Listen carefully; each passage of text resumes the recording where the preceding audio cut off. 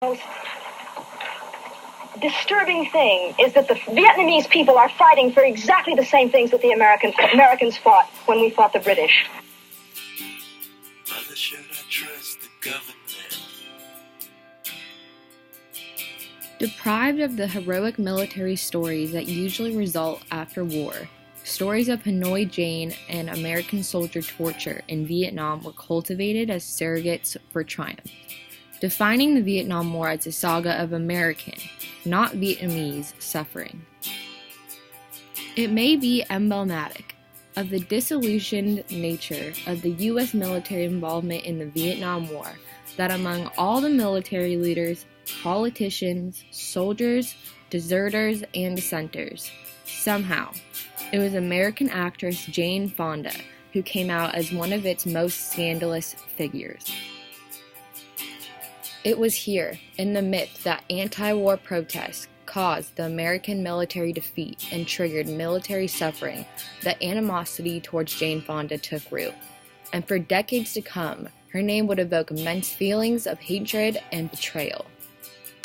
I have just one simple message for Jane Fonda, the commie mommy. Americans were being killed by her friends in Hanoi, while she called them cowards. And so when some people ask me, when will I forgive Hanoi Jane? My answer is never! Hi, Jada, that's right. While our local veterans are calling this a peaceful welcoming party, there is a line on the Facebook invite that says, quote, "Let's make sure this traitor knows where she's coming and ensure that she never comes back." Now, after all, this is a woman whose name is synonymous with outrage. Look at her treatment of our military during the Vietnam War. Many of our veterans still call her Hanoi Jane. Thanks to her radio broadcast, which attempted to shame American troops. She posed on an anti-aircraft gun used to shoot down our American pilots.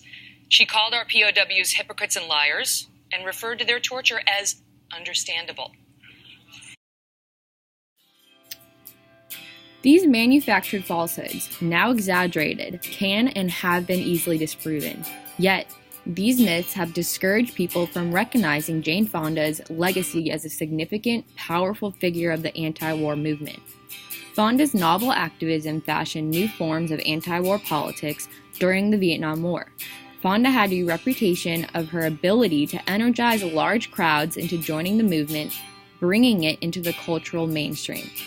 Along with her major contributions and support for the soldiers and veterans against the war, she became a public face of the anti-war movement. Yet, at the time of the war, her actions were mostly accused of being naive or frivolous. Only years after would she be branded with the slur Hanoi Jane and be cited as one of the most dangerous, counterproductive figures of the anti-war movement. Mother, should I trust the government? This analysis will deconstruct the conception of the myth Hanoi Jane with regard to its emergence in the crusade of the U.S. government to absolve itself of any blame in the failure of the war. A major motivating factor in creating the myth of Hanoi Jane was the threat Fonda posed by supporting and uplifting the voices of soldiers against the war. Only years after the end of the war would the theme that her activism, in whole, was a disrespect to soldiers became mainstream. However, during the war she dedicated most of her time and resources to defending the rights of soldiers and veterans. In 1970, Fonda helped plan and fund war crime hearings called the Winter Soldier Investigation, which was organized in response to the military's decision to place blame for the My Lai massacre on individual soldiers rather than military policies directed from the highest levels of the U.S. government. More evidence of her commitment to soldiers was seen in 1971 when Jane Fonda went on her Free the Army tour. She traveled around the world performing skits to an estimated 64,000 soldiers, not only to support the soldiers' anti-war sentiments, but to call attention to the way soldiers were dehumanized in the military. Polls and people want us to get out of Vietnam, and you see the polls getting higher and higher every week, but yet we aren't out, and how can you rationalize this? It was on these tours and other visits that Fonda heard of all the soldiers who were against the war. and it became her mission to tell their stories and spread their sentiments.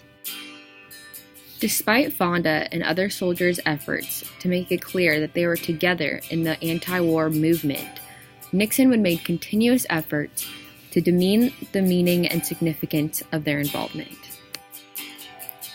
Regardless, Fonda persisted, and her interest to travel to Hanoi started when reports began to surface detailing how U.S. planes were targeting the Red River Delta in North Vietnam with dikes. The Swedish ambassador to Vietnam reported that he had seen these dikes himself and believed them to be deliberate actions rather than accidental, which was the Nixon administration's official position. Little villages in the middle of rice paddies that had been wiped off the face of the earth. I saw dikes that had been bombed in North Vietnam. In Fonda's memoir, she points out how her proof of these lies goes beyond what she found in Hanoi and are further evident in Nixon's Oval Office conversations. I still think we ought to take the dikes off now. I think we'll let it drown people. Well, no, I'd rather use a nuclear bomb because that's it. That, I think, would just be too much. A nuclear bomb, that probably.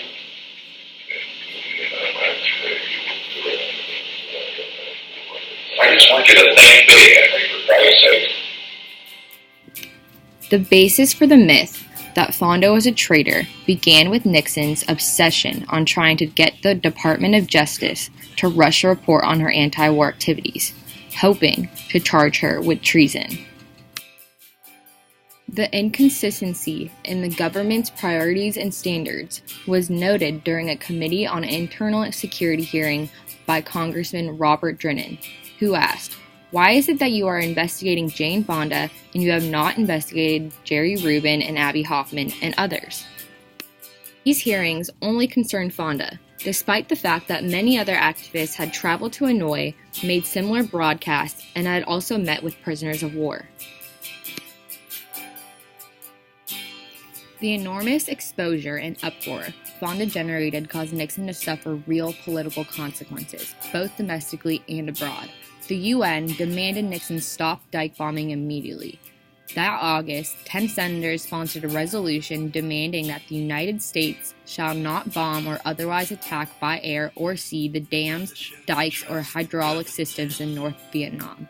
Thus, Fonda had succeeded in her original plan, which directly led to the United States stopping the bombing of the dikes in North Vietnam. Following the Paris Peace Accord signing and the release of imprisoned pilots, the White House began the crusade to prevent a scandal that would emerge if prisoners of war publicly criticized the administration or the war. The height of the myth that Fonda's work resulted in torture came in the 1980s, and by then, all prisoners who had made previous statements alleging Fonda's work resulted in their own torture began to refuse to comment or have interviews with media. Nixon further materialized this particular story of Hanoi Jane causing torture in an attempt to divert personal blame for this unpopular war. In April 1983, he sat down for an NBC television interview with Frank Gannon to discuss Fonda's actions during the Vietnam War, during which Nixon said, "But believe me, as a result of what Jane Fonda and Ramsey Clark and others who went over there, who said they went for the purpose of stopping the war, as a result of what they did, they prolonged it. And they were responsible, without intending it, but they were responsible for the deaths of Americans who were killed." Starting as an effort to silence Fonda, Nixon's full creation of a Hanoi Jane was a process that took decades. In 2006, Jane Fonda described Nixon's Rambo-esque sleight of hand that had removed from her story the GIs and Vietnam veterans who were against the war, and her efforts to empower and protect American soldiers. In the present, she has yet to receive the deep analysis she deserves. Her anti-war activism has been a prominent factor in opening up debate over national identity and the role of the U.S. in the world. She embodied the spirit of challenging the immorality of imperialist politicians and military leaders, highlighted the importance of both active duty and veteran resistance, while enabling them to speak up when something was not right. In all, her significance should be measured by her most important ambition of keeping to the intended point of democracy, giving a voice to the masses.